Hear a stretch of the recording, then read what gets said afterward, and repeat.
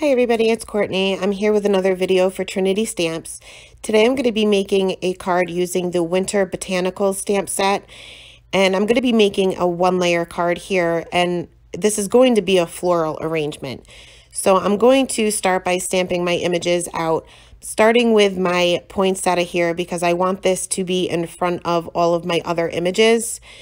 Stamping the flower with blackout ink by Ink on 3, and then I'll stamp the little center of the flower there.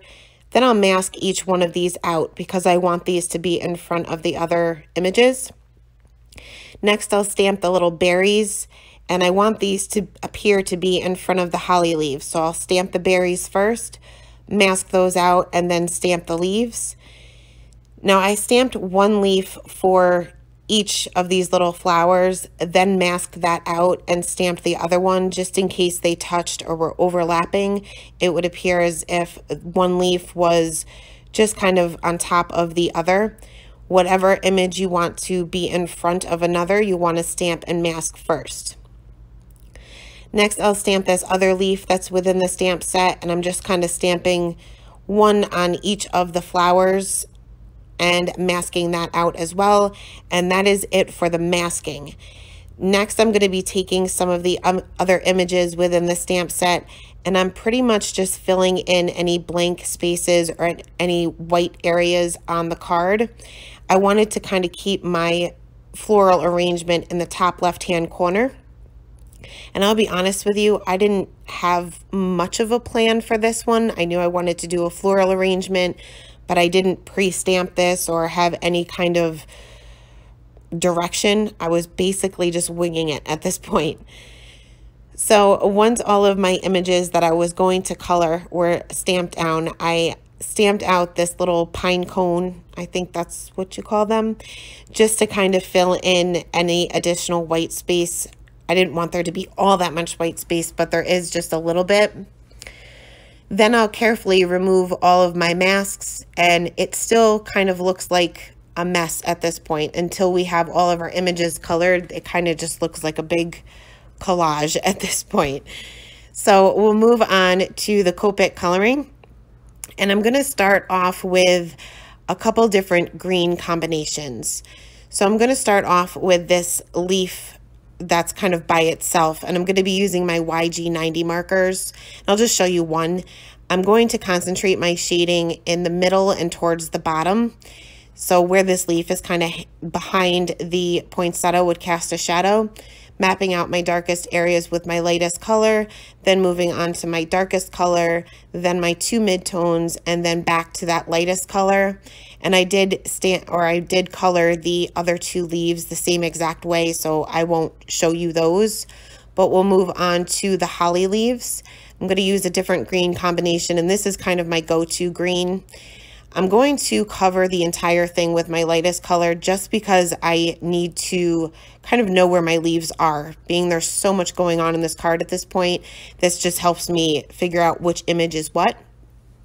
For my shading on this one, I'm going to just put a little curvy line like a C where the leaf is kind of bent in on itself, and then also a shadow where the little berries would be laying over the leaf.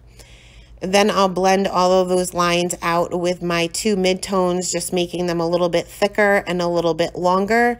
And then I'll go back in with my lightest color and cover up the entire leaf.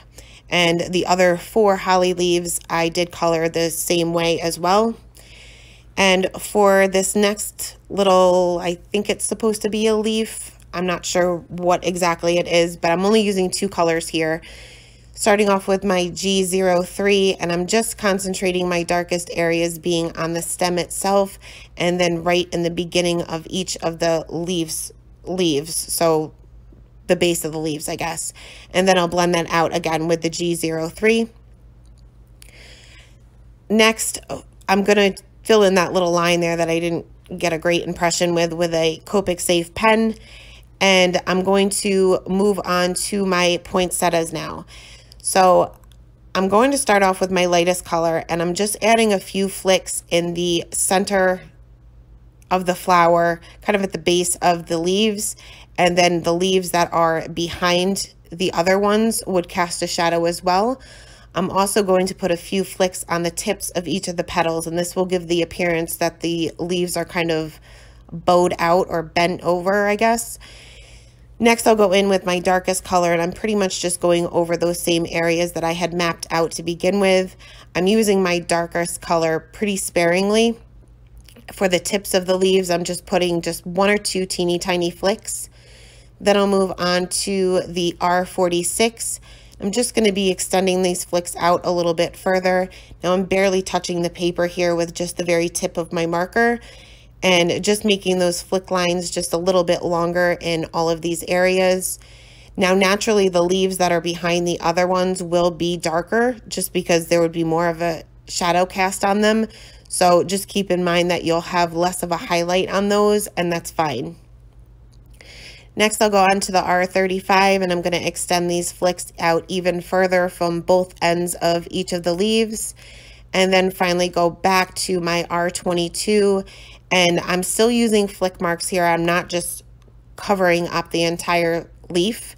It's okay if I have a white streak here and there. It just adds more dimension to it. I'm just putting a few little flicks from the top and from the bottom of each of the leaves. And I colored the other 2 poinsettias the same exact way with the same color combination. Next, we'll move on to the little berries here. And I didn't really get much of a contrast on these, but I'm just coloring them in solid with my lightest color.